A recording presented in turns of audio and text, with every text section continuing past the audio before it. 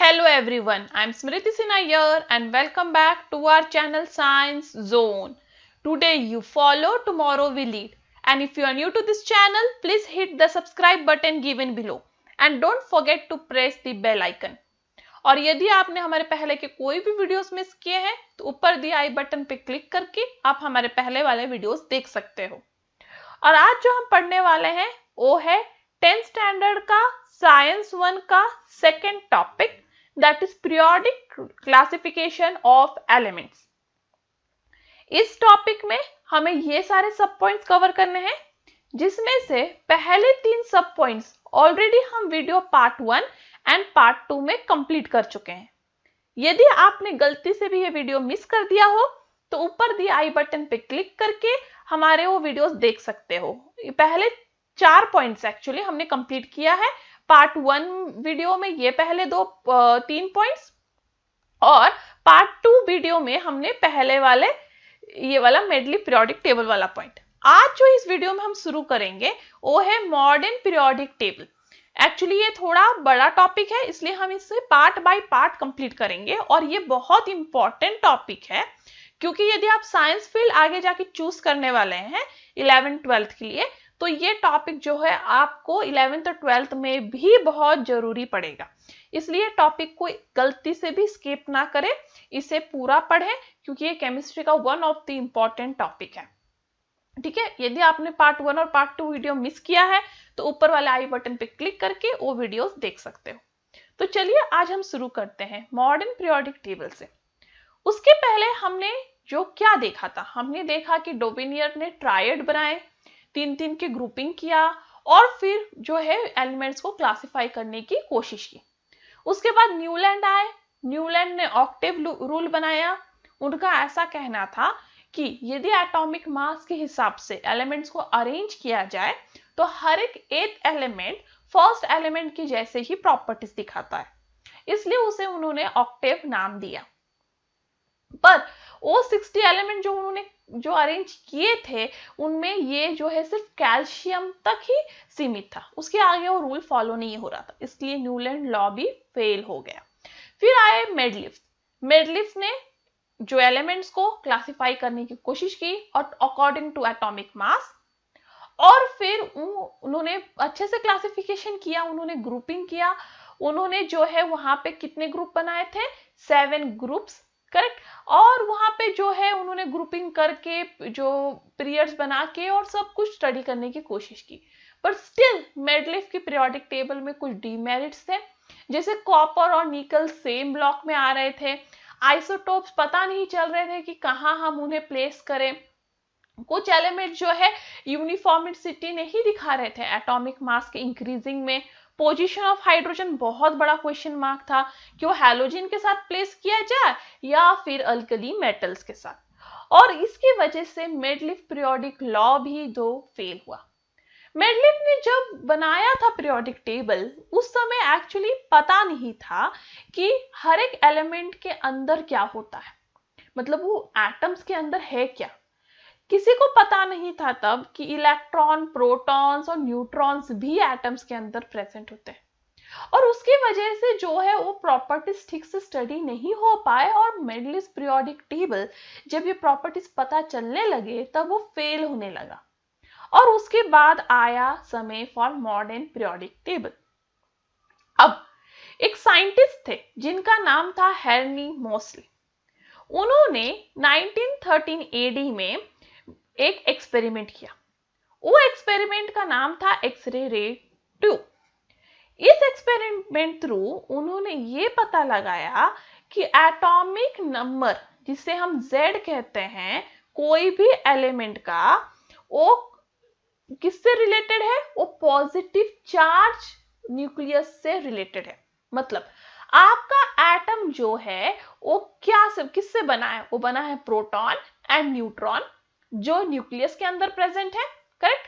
और बाहर जो ऑर्बिट्स प्रेजेंट है, न्यूक्लियस के बाहर ये जो ऑर्बिट्स प्रेजेंट है उसमें प्रेजेंट होते हैं इलेक्ट्रॉन्स। तो आपके एटम से बेसिकली 3 टाइप्स ऑफ पार्टिकल्स हैं, प्रोटॉन, न्यूट्रॉन एंड इलेक्ट्रॉन। अब जो ये प्रोटॉन है और ये प्रोटॉन का जो पॉजिटिव चार्ज है वो एक्चुअली रिलेटेड है टू एटॉमिक नंबर। जितने नंबर ऑफ प्रोटॉन्स न्यूक्लियस में होंगे उतना एटॉमिक नंबर होगा उस एटम का। ये हेनले मोसले को पता चला by X-ray ray tube experiment कि number of protons in nucleus is equal to the atomic number. और फिर एक नया प्रॉपर्टी निकला एलिमेंट का, इंस्टेड ऑफ एटॉमिक मास वो था एटॉमिक नंबर।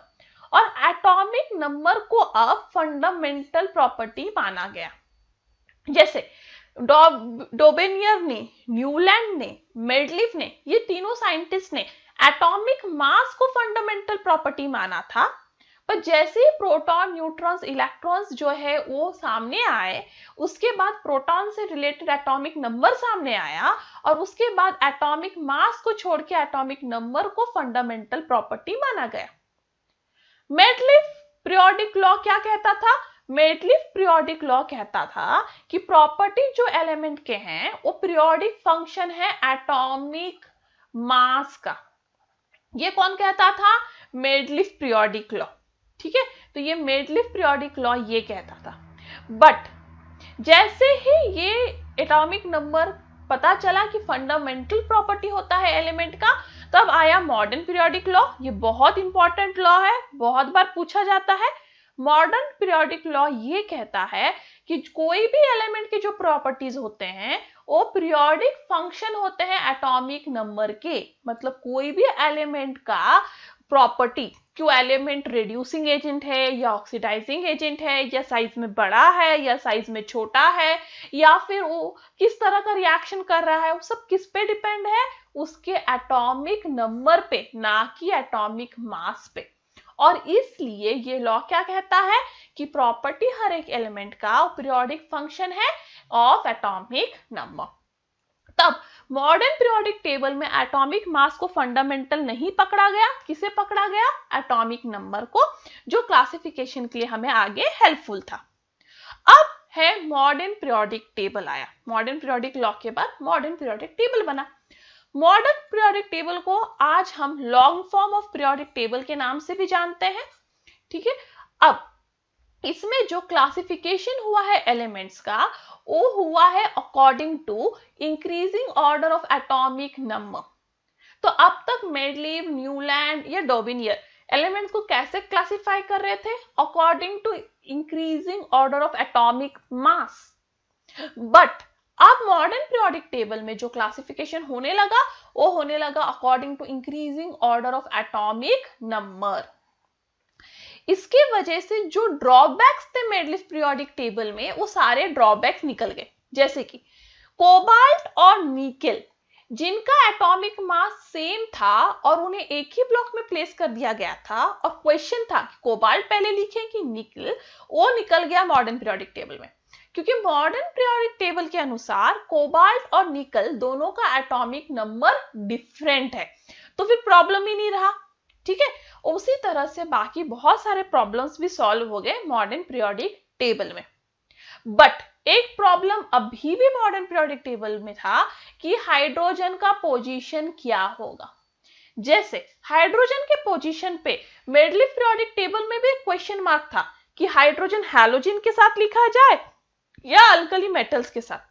सेम प्रॉब्लम आज भी मॉडर्न पीरियोडिक टेबल में था कि हाइड्रोजन को जो है अल्कली मेटल के साथ लिखा जाए या हैलोजन के साथ। उसके अलावा सारे प्रॉब्लम जो थे वो सॉल्व हो गए थे मॉडर्न पीरियोडिक टेबल में।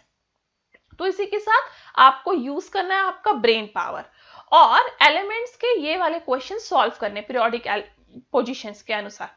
तो पहला क्वेश्चन है, how is the problem regarding the position of cobalt and nickel in Mendeleev's periodic table resolved in modern periodic table? ठीक है, तो उनका ऐसा कहना है कि मेडलिफ ने क्या किया था, कोबाल्ट 59 और निकेल 59 को दोनों को एक ही बॉक्स में प्लेस किया था, ये कह के कि दोनों का एटॉमिक मास सेम है। फिर क्वेश्चन था कि कौन पहले लिखे। बट अब मॉडर्न पीरियोडिक टेबल जो एटॉमिक नंबर के अनुसार था, उसके अनुसार पता चला कि कोबाल्ट का एटॉमिक नंबर तो 27 है, निकल का एटॉमिक नंबर 28 है। इसका मतलब कोबाल्ट और निकेल मॉडर्न पीरियोडिक टेबल में अलग अलग बॉक्सेस में आएंगे, कोबाल्ट पहले और निकेल बाद में, क्योंकि दोनों के एटॉमिक नंबर डिफरेंट है और निकेल का एटॉमिक नंबर कोबाल्ट से जो है ज्यादा है, इसलिए वो बाद में आएगा। नेक्स्ट क्वेश्चन था कि आइसोटोप जैसे कि क्लोरीन 3517 एंड क्लोरीन 3717 वो मॉडर्न पीरियोडिक टेबल में कैसे फिट होगा, क्योंकि मेडलिफ के पीरियोडिक टेबल में आइसोटोप्स के लिए जगह ही नहीं पता चल रही थी, क्योंकि आइसोटोप्स के एटॉमिक मास डिफरेंट थे बट प्रॉपर्टीज सेम, तो पता ही नहीं चल रहा था आइसोटोप को फिट कहां करें। बट मॉडर्न पीरियोडिक टेबल ने ये प्रॉब्लम सॉल्व कर दिया, क्योंकि क्लोरीन जो है, क्लोरीन की दो आइसोटोप्स है, ये दोनों आइसोटोप्स के एटॉमिक नंबर सेम है, दैट इज 17। भले ही ये दोनों के जो है एटॉमिक मास डिफरेंट है बट एटॉमिक नंबर सेम है। इसका मतलब दोनों आइसोटोप सेम बॉक्स में आएंगे भले ही उनका एटॉमिक मास डिफरेंट हो, क्योंकि उनके एटॉमिक नंबर सेम है इसलिए वो सेम बॉक्स में कंसीडर किए जाएंगे। इसलिए हम ये जस्टिफाई भी कर सकते हैं वो सेम बॉक्स में है, मतलब उनकी केमिकल प्रॉपर्टीज भी सेम है। इसका मतलब मॉडर्न पीरियोडिक टेबल में जो भी आइसोटोप्स हैं वो सेम एलिमेंट के सेम बॉक्स में आएंगे। जैसे आइसोटोप ऑफ हाइड्रोजन है तो सारे आइसोटोप ऑफ हाइड्रोजन हाइड्रोजन के ही बॉक्स में प्लेस किए जाएंगे, क्योंकि सबकी केमिकल प्रॉपर्टी सेम है, एटॉमिक नंबर सेम है। आगे क्वेश्चन था, can there be any element of atomic mass 53 और 54 in between chromium and manganese. तो यदि आप मॉडर्न पीरियोडिक टेबल देखोगे तो क्रोमियम का एटॉमिक नंबर 24 है और मैग्नीज का 25। तो क्रोमियम और मैग्नीज आपको पीरियोडिक टेबल में आगे पीछे इस तरह से मिलेंगे, क्योंकि दोनों के एटॉमिक नंबर पे सिर्फ एक का डिफरेंस है। ठीक है, तो इनका क्वेश्चन है क्या ये दोनों के बीच में और एलिमेंट्स आ सकते हैं, क्योंकि भले ही उनके एटॉमिक नंबर में डिफरेंस है बट एटॉमिक मास में थोड़ा ज्यादा डिफरेंस है, जिसकी वजह से यहाँ पे क्या 53 और 54 वाले एटॉमिक मास वाले एलिमेंट फिट हो सकते हैं। तो इस क्वेश्चन का आंसर है नो, क्योंकि एटॉमिक नंबर क्रोमियम का 24 है, मैग्नीज का 25 है, 24 और 25 नंबर के बीच में कोई नंबर नहीं होता, इसलिए यहाँ पे कोई और एलिमेंट फिट नहीं हो सकता, क्योंकि हमको इसमें एटॉमिक मास से कोई लेना देना नहीं है, सिर्फ एटॉमिक नंबर से। नेक्स्ट है, what do you think should hydrogen be placed in 17 with halogen और ग्रुप 1 विथ अल्कली मेटल। तो ये क्वेश्चन एक बड़ा क्वेश्चन है जो आज भी क्वेश्चन मार्क था कि मॉडर्न पीरियोडिक टेबल में हम हाइड्रोजन को हैलोजन के साथ फिट करें या अल्कली मेटल के साथ, क्योंकि हमको पता है हाइड्रोजन हैलोजन जैसे प्रॉपर्टीज भी दिखाता है। जैसे हैलोजन Cl2 बनाता है, हाइड्रोजन भी H2 बनाता है। हैलोजन जो है वो मेटल्स के साथ जो है इस तरह की सॉल्ट बनाता है, हाइड्रोजन भी वो इस तरह की सॉल्ट बनाता है। हैलोजन कार्बन के साथ जो बनाता है CCl4, हाइड्रोजन भी CH4 बनाता है। अल्कली मेटल के साथ देखें तो कार्बन हाइड्रोजन HCl बनाता है, हैलोजन भी NaCl बनाता है, हाइड्रोजन ऑक्साइड H2O बनाता है और मेटल अल्कली मेटल भी Na2O ऑक्साइड बनाता है। सो सारे प्रॉपर्टी सेम थे। बहुत बड़ा क्वेश्चन था अगेन कि हाइड्रोजन को फिट कहाँ करे, और इसलिए अभी भी ये है कि हाइड्रोजन जो है वो हैलोजन के साथ भी जा सकता है और अल्कली मेटल के साथ भी। इसलिए प्रॉब्लम सॉल्व करने के लिए इस हाइड्रोजन को एक अलग से जगह दे दी गई, एकदम स्टार्टिंग ऑफ पीरियोडिक टेबल में। अब हम देखेंगे structure of modern periodic table. तो मॉडर्न पीरियोडिक टेबल बेसिकली दिखता कैसा है? तो जो मॉडर्न पीरियोडिक टेबल है उसमें 7 हॉरिजॉन्टल रोज हैं जिन्हें हम पीरियड्स कहते हैं। तो मॉडर्न पीरियोडिक टेबल में यदि आप देखोगे इस तरह के 7 हॉरिजॉन्टल रो हैं, ठीक है, ऐसे 1 2 3 4, जिसे हम क्या कहेंगे, ये हॉरिजॉन्टल रोज को पीरियड।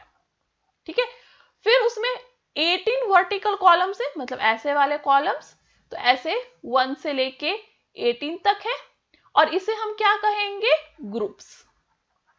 ठीक है, तो वहां पे 7 हॉरिजॉन्टल रोज हैं जिन्हें हम पीरियड 1 to 7 कहते हैं, फिर 18 वर्टिकल कॉलम्स हैं जिन्हें हम ग्रुप 1 to 18 कहते हैं। ये पीरियड और ग्रुप एक दूसरे को कट करते हुए एक बॉक्स बनाते हैं। ठीक है, ये बॉक्स बनाते हैं। ऐसे जो है पीरियोडिक टेबल 118 बॉक्सेस प्रेजेंट है, और 118 बॉक्सेस में आज के डेट में 118 एलिमेंट्स जो है डिस्कवर्ड हो गए हैं और वो प्रेजेंट है। अब ये अरेंजमेंट जो है बॉक्स बना रहा है, हर एक बॉक्स में ऊपर के साइड आप एटॉमिक नंबर देखोगे। हर एक बॉक्स में मॉडर्न पीरियोडिक टेबल में ऊपर के साइड एक नंबर लिखा होगा, वो एटॉमिक नंबर होगा। ये हर एक बॉक्स एक एलिमेंट को ही कॉरेस्पॉन्ड करता है। जैसे ये बॉक्स सपोज हाइड्रोजन को करता है, नेक्स्ट बॉक्स सिर्फ सोडियम को करेगा, तो हर एक बॉक्स सिर्फ एक एलिमेंट को ही कॉरेस्पॉन्ड करेगा अलॉन्ग विद इट्स आइसोटोप। यदि उसके आइसोटोप होते हैं तो उसके आइसोटोप भी उधर ही कॉरेस्पॉन्ड करेंगे। अब ये 7 पीरियड्स के अलावा, ये 7 पीरियड जो आप देख रहे हो जो हॉरिजॉन्टल रो में, उसके अलावा पीरियोडिक टेबल के नीचे अलग से 2 रो बनाए गए हैं। ये 2 रो हैं, एक पहला रो है लैंथेनाइट सीरीज, दूसरा रो है एक्टिनाइट सीरीज। तो ये तो मैंने रफ आइडिया दे दिया। अब हम ठीक से इस डायग्राम को देख के समझते हैं कि ये पीरियड रो ग्रुप है क्या।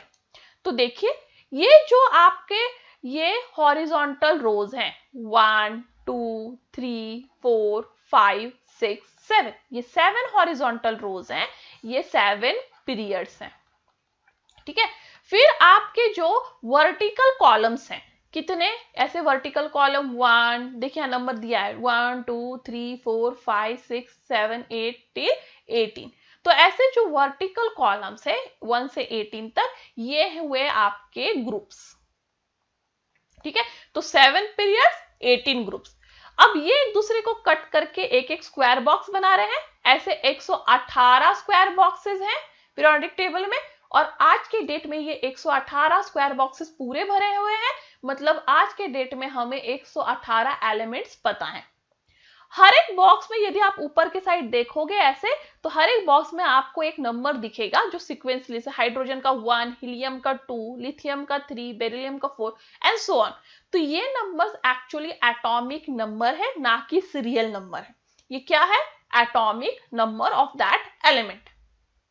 नेक्स्ट थिंग, हर एक बॉक्स सिर्फ एक ही एलिमेंट को कॉरेस्पॉन्ड करता है। आप देख सकते हो कोई भी बॉक्स में 2 एलिमेंट्स लिखे नहीं गए हैं। हर एक बॉक्स में एक ही वो एलिमेंट है जो उसके एटॉमिक नंबर के साथ वहां प्रेजेंट है। अब ये 7 पीरियड्स और 18 ग्रुप के अलावा आप पीरियोडिक टेबल के नीचे एक अलग से 2 लाइन पाओगे।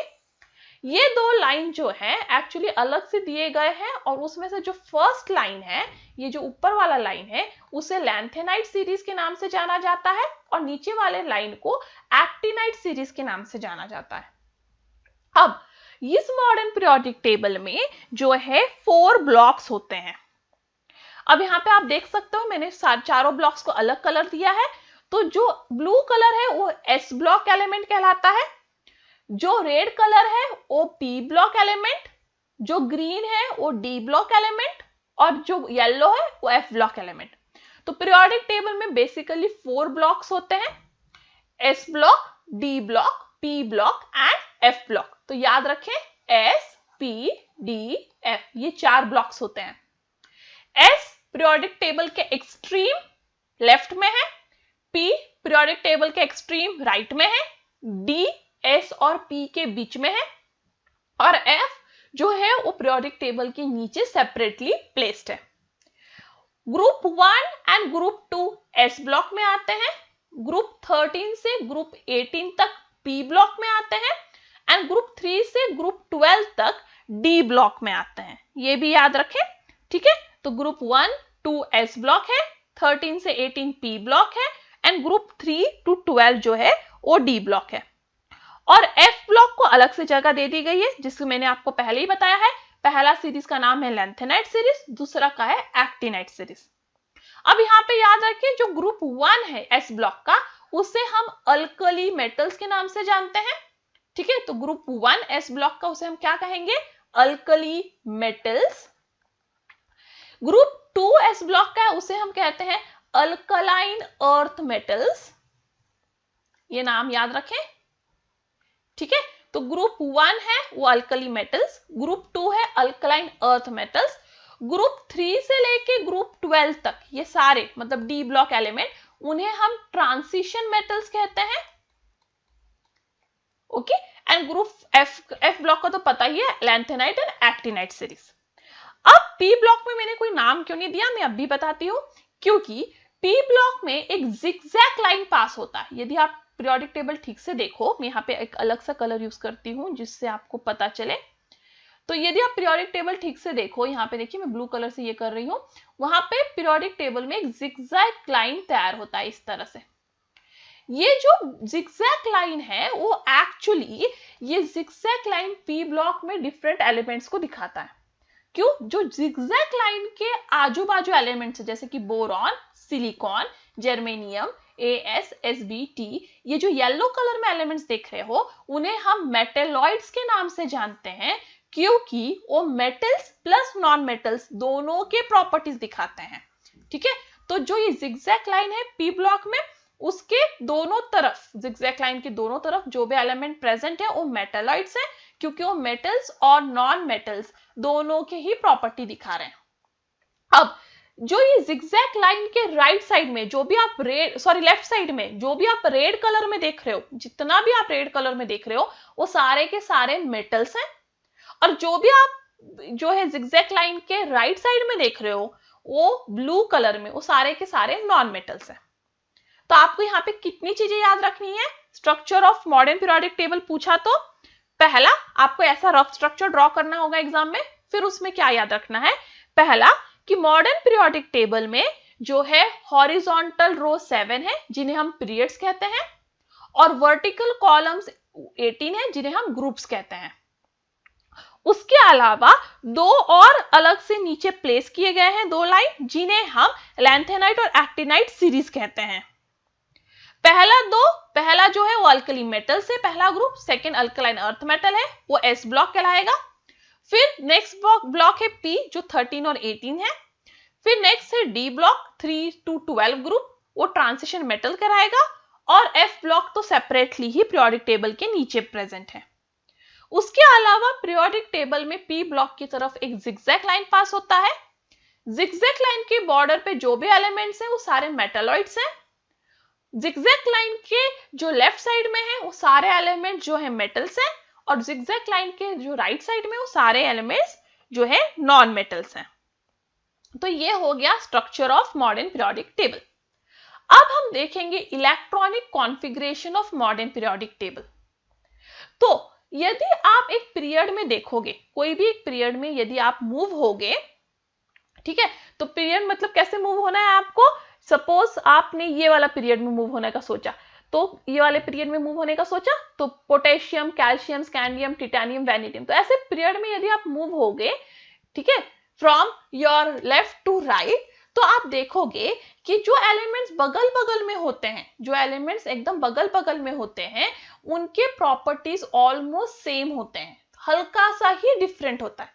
बट जो एलिमेंट्स बहुत दूर हैं एक दूसरे से, उनके प्रॉपर्टीज में बहुत डिफरेंस है। फॉर एग्जाम्पल, यदि यहाँ पे मैं कंपेयर करने के लिए बोलूं तो सोडियम और मैग्नीशियम दोनों जो बगल बगल में हैं, ये दोनों एलिमेंट, इनके प्रॉपर्टीज में बहुत कम डिफरेंस देखने मिलेगा। बट यदि आप सोडियम और एल्यूमिनियम को कंपेयर करोगे तो ये दोनों के प्रॉपर्टीज में बहुत ज्यादा डिफरेंस होगा। ठीक है, नेक्स्ट, यदि आप सेम ग्रुप में देखोगे, यदि आप सेम ग्रुप की बात करोगे, जैसे आप सपोज ये आयन वाले ग्रुप की बात कर रहे हो, तो ये ग्रुप में, दैट इज ग्रुप 8 में, यदि आप आयन से जो है ऑस्मियम की तरफ मूव होगे तो आप देखोगे कि सेम प्रॉपर्टी दिख रहा है विथ सम इंक्रीज और डिक्रीज, मतलब ग्रेजुअल इंक्रीज या ग्रेजुअल डिक्रीज दिखेगा। जैसे कि एटॉमिक साइज Fe का है और OS का है, वो धीरे धीरे बढ़ रहा है, एक प्रॉपर इंटरवल से ही बढ़ रहा है। यदि उसके एसिडिक प्रॉपर्टी की बात करोगे, सेम इंटरवल से बढ़ रहा है।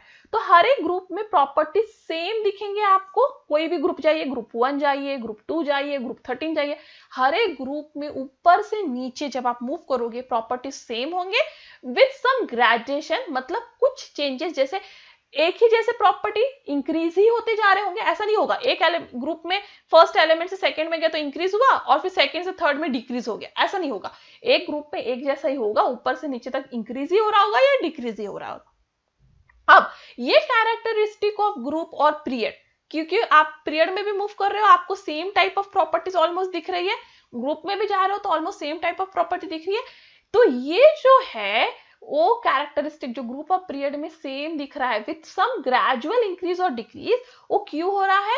क्योंकि इलेक्ट्रॉनिक कॉन्फ़िगरेशन उन एलिमेंट का उसके सेम है या फिर कुछ इंक्रीज भी हो रहा है, तो ग्रेजुअल इंक्रीज है, जिसकी वजह से प्रॉपर्टी भी ग्रेजुअल ही इंक्रीज दिखा रहा है। इसलिए इलेक्ट्रॉनिक कॉन्फ़िगरेशन बहुत इंपॉर्टेंट रोल प्ले करता है मॉडर्न पीरियोडिक टेबल में, कि उस एलिमेंट को किस ग्रुप में और किस पीरियड में प्लेस किया जाए, ये डिसाइड करने के लिए यहाँ पे इलेक्ट्रॉनिक कॉन्फ़िगरेशन ही बहुत इंपॉर्टेंट क्राइटेरिया है। इसलिए हमें इलेक्ट्रॉनिक कॉन्फ़िगरेशन ठीक से समझना है। तो आज हम ग्रुप्स और उसकी इलेक्ट्रॉनिक कॉन्फ़िगरेशन स्टडी करेंगे, और आने वाले वीडियो में हम पीरियड्स और उसकी इलेक्ट्रॉनिक कॉन्फ़िगरेशन स्टडी करेंगे। तो पहले ये क्वेश्चन है, कैन यू टेल। तो उन्होंने कहा है मॉडर्न पीरियोडिक टेबल, जो उन्होंने टेबल 2.7 दिया है, उसका हेल्प लेके आपको ग्रुप 1 के सारे एलिमेंट्स एक के बाद एक लिखना है। तो ग्रुप 1 में सबसे पहले आपको हाइड्रोजन देखने के लिए मिलेगा, उसके बाद लिथियम, उसके बाद सोडियम, फिर पोटेशियम, फिर रुबेडियम, फिर सीजियम, फिर फ्रांसियम। तो ये सारे ग्रुप 1 के एलिमेंट्स हो गए, जिसे हमने एक के एक नीचे लिख दिया।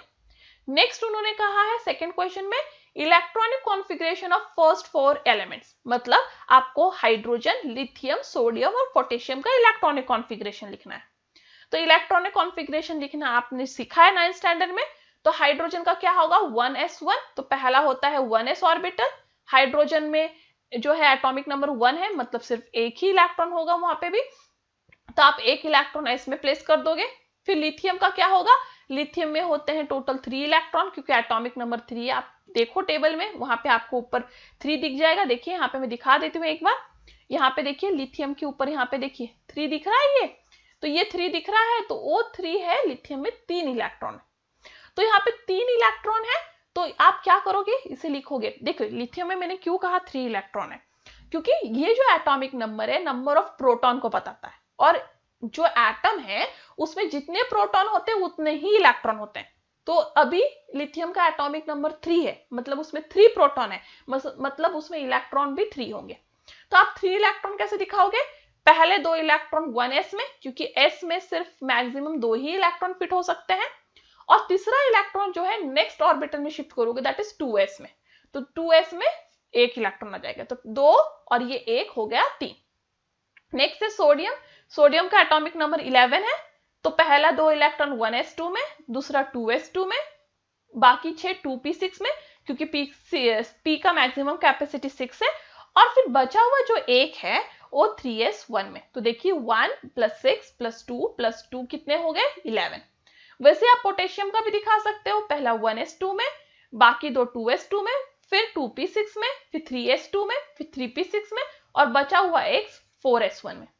अब आपने एक बार इलेक्ट्रॉनिक कॉन्फ़िगरेशन जब लिख लिया है, उसके बाद उनका नेक्स्ट क्वेश्चन है कि क्या सिमिलरिटी दिख रहा है आपको इलेक्ट्रॉनिक कॉन्फ़िगरेशन में। तो ये हाइड्रोजन, लिथियम, सोडियम और पोटेशियम के इलेक्ट्रॉनिक कॉन्फ़िगरेशन में क्या चीजें आप सेम देख सकते हो।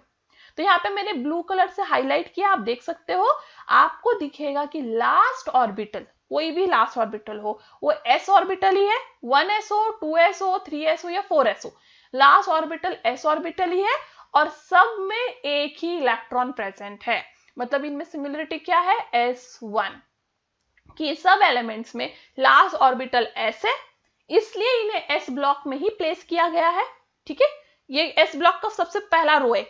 अब इसमें s ब्लॉक में ही इन्हें क्यों रखा गया, आपको आंसर मिल गया, क्योंकि इनमें जो लास्ट इलेक्ट्रॉन हो s में ही जा रहा है। नेक्स्ट, उन्हें ग्रुप 1 में ही क्यों रखा गया, क्योंकि इनके हर एक के s में एक ही इलेक्ट्रॉन है। यदि s2 हो जाता तो ये ग्रुप 2 में चले जाते। तो अब आपको क्वेश्चन का आंसर मिल गया होगा कि ये s ब्लॉक में ही क्यों है और ग्रुप 1 में ही क्यों है। s ब्लॉक में क्यों, क्योंकि ये जो है सारे एलिमेंट में लास्ट इलेक्ट्रॉन s में जा रहा है, और 1 में क्यों, क्योंकि सारे एलिमेंट में लास्ट में एक ही इलेक्ट्रॉन है। इनमें कितने वैलेंस इलेक्ट्रॉन प्रेजेंट है, तो आप देख सकते हो वैलेंस इलेक्ट्रॉन मतलब लास्ट शेल में कितने इलेक्ट्रॉन प्रेजेंट है, इन सब में लास्ट शेल में सिर्फ एक ही इलेक्ट्रॉन प्रेजेंट है, इसका मतलब इनमें सिर्फ एक ही वैलेंस इलेक्ट्रॉन प्रेजेंट है। तो इससे ये जो स्टडी किया हमने, उससे हमें क्या कंक्लूजन मिला कि number of valence electron group 1 element में 1 ही है और वो सेम है, और इस एलिमेंट को हम कहते हैं अल्कली मेटल्स। ठीक है, तो ये जो ग्रुप 1 के सारे एलिमेंट्स हैं, ग्रुप 1 के सारे एलिमेंट में लास्ट इलेक्ट्रॉन s ऑर्बिटल में जा रहा है, उन सब में वैलेंस इलेक्ट्रॉन 1 है, और ये सब एलिमेंट्स को क्या कहते हैं हम, अल्कली मेटल्स। ये सेम कैरेक्टरिस्टिक आपको हर एक ग्रुप में दिखने मिलेगा। हर एक ग्रुप में लास्ट इलेक्ट्रॉन सेम ऑर्बिटल में जा रहा होगा। यदि ये p ब्लॉक के आप ग्रुप देखोगे, ग्रुप 13 से लेके ग्रुप 18 तक, तो लास्ट इलेक्ट्रॉन p ही ऑर्बिटल में जा रहा होगा। यदि आप d ब्लॉक में देखने जाओगे तो d ब्लॉक में ग्रुप 3 से लेके ग्रुप 12 तक जितने भी लास्ट इलेक्ट्रॉन है वो d में ही जाएंगे, और f ब्लॉक में जो इलेक्ट्रॉन है वो f में ही लास्ट ऑर्बिटल में जाएंगे। और हर एक ग्रुप में वैलेंस इलेक्ट्रॉन सेम होगा। जैसे ग्रुप 1 में सब में वैलेंस इलेक्ट्रॉन 1 ही है, ग्रुप 2 में सब में वैलेंस इलेक्ट्रॉन 2 ही होगा। ठीक है, तो वो सारे ग्रुप्स में सेम ऑर्बिटल में लास्ट इलेक्ट्रॉन जाता है और सेम वैलेंस इलेक्ट्रॉन भी होते हैं।